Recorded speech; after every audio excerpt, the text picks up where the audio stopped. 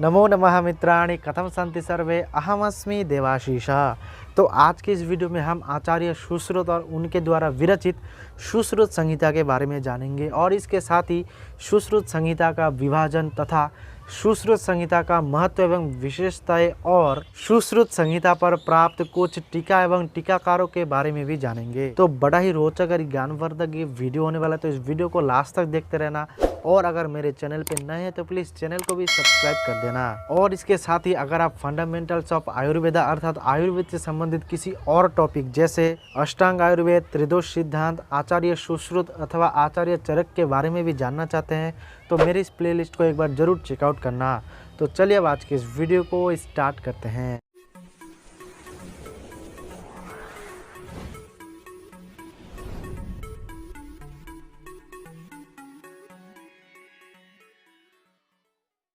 आयुर्वेद अर्थात आयु और वेद विश्व की प्राचीनतम चिकित्सा प्रणालियों में से एक है।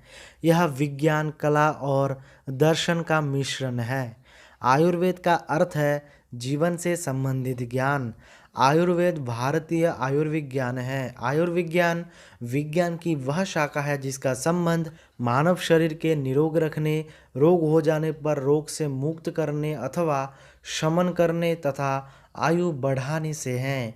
आयुर्वेदयति बोधयति इति आयुर्वेदः अर्थात जिस शास्त्र के द्वारा आयु अर्थात जीवन का ज्ञान होता है वह आयुर्वेद होता है। संपूर्ण आयुर्वेद शास्त्र में आचार्य चरक एवं आचार्य सुश्रुत दो प्रमुख आचार्य के रूप में प्रसिद्ध है, जिनकी कीर्ति सभी दिशाओं में व्याप्त है। अतः इन दोनों आचार्यों में से आचार्य सुश्रुत का विस्तृत विवरण निम्नानुसार इस प्रकार किया जाता है। आचार्य सुश्रुत उच्च कोटि के आयुर्वेद आचार्य एवं शल्य तंत्र के निपुण शल्य चिकित्सक थे। सुश्रुत संहिता में उल्लेख प्राप्त होता है कि यह विश्वामित्र के पुत्र थे। इन्होंने दिवोदास धन्वंतरि से शल्य शास्त्र की शिक्षा प्राप्त की थी। अतः दिवोदास धन्वंतरि के उपदेशों को आचार्य सुश्रुत ने संहिता रूप में लिखा, जिसे सुश्रुत संहिता कहा जाता है।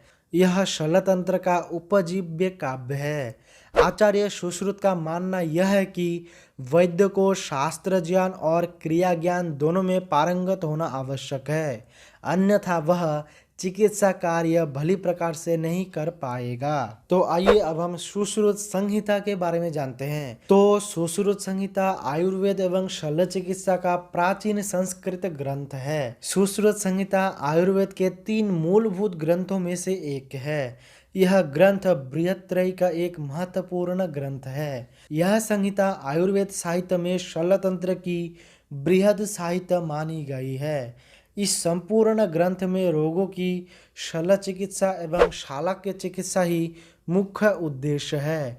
शल्य तंत्र को आचार्य धन्वंतरि पृथ्वी पर लाने वाले पहले व्यक्ति थे। बाद में आचार्य सुश्रुत ने गुरु उपदेश को तंत्र रूप में लिपिबद्ध किया एवं बृहद ग्रंथ लिखा, जो वर्तमान जगत में सुश्रुत संहिता के नाम से रवि की तरह प्रकाशमान है।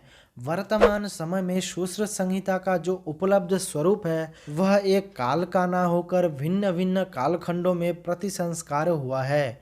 प्रतिसंस्कारकर्ताओं ने युग के अनुरूप अनेक नए नए विषयों को इसमें जोड़ा। इस संहिता के 4 स्तर कहे गए हैं, जिसमें पहला है आद्य सुश्रुत अथवा वृद्ध सुश्रुत, जो कि 1000 से 1500 ईस्वी के मध्य है। दूसरा है सुश्रुत, जो कि द्वितीय शताब्दी सातवाहन साम्राज्य के समय में है। तीसरा है नागार्जुन, जो कि गुप्तकालीन अर्थात 5वीं शताब्दी के माने जाते हैं। और सबसे अंतिम में है चंद्र, जो कि 10वीं शताब्दी के माने जाते हैं। आइए अब हम सुश्रुत संहिता का विषय विभाग के बारे में जानते हैं। सुश्रुत संहिता को विषय के अनुसार 5 भागों में विभाजित किया गया है, जिनको स्थान की संज्ञा दी गई है तथा यह 120 अध्यायों में विभक्त है। इसमें शालाक्य, कौमार भृत्य, काय चिकित्सा तथा भूत विद्या का विशद विवरण प्राप्त होता है। इस डायग्राम में भी सुश्रुत संहिता के 5 स्थानों के बारे में जान सकते हैं, जिसमें पहला है सूत्र स्थान, जिसमें 46 अध्याय हैं। दूसरा है निदान स्थान, जिसमें 16 अध्याय है। तीसरा शारीरिक स्थान जिसमें 10 अध्याय, चौथा चिकित्सा स्थान जिसमें 40 अध्याय और सबसे अंतिम में है कल्प स्थान जिसमें 8 अध्याय प्राप्त होते हैं। इन पांचों अध्यायों का मुख्य विषय निम्नानुसार इस प्रकार है कि तो सबसे पहला है सूत्र स्थान जिसमें मौलिक सिद्धांत, शल्य कर्म के उपकरण, यंत्र शास्त्र, क्षार अग्नि ज्वलोका आदि, अरिष्ट विज्ञान, द्रव्य गुण विज्ञान आदि का विशद वर्णन प्राप्त होता है। दूसरा है निदान स्थान जिसमें प्रमुख रोगों का वर्णन प्राप्त होता है।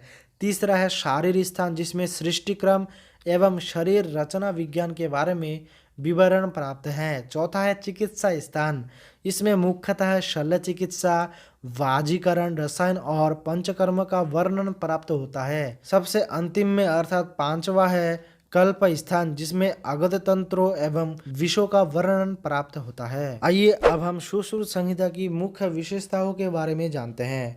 तो सुश्रुत संहिता शल्य प्रधान ग्रंथ है।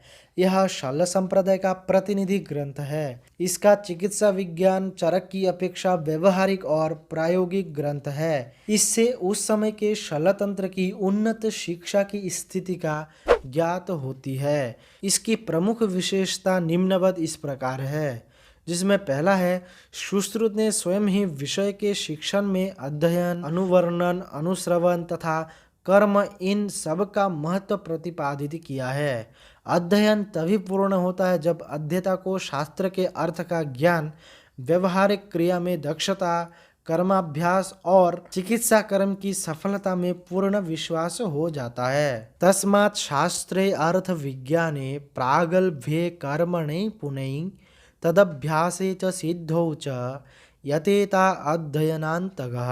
दूसरा है सुश्रुत ने सर्वप्रथम शवच्छेद का वर्णन प्राप्त होता है। हृदय को काटकर उसके 4 प्रकोष्ठों का वर्णन प्राप्त है। इस प्रकार सुश्रुत शल्य तंत्र के साथ साथ शारीर शास्त्र के भी जनक माने गए हैं। तीसरा है सुश्रुत के अनुसार समदोष, समाग्नि, समधातु, कर्म, आत्मा, मन तथा इंद्रियों की प्रसन्नता जिसमें पाई जाती है वह स्वस्थ व्यक्ति कहलाता है। चौथा है संधान शल्य अर्थात प्लास्टिक सर्जरी का भी वर्णन सुश्रुत संहिता में प्राप्त है। पांचवा है सुश्रुत संहिता में यंत्र शास्त्रों का विस्तृत वर्णन किया गया है।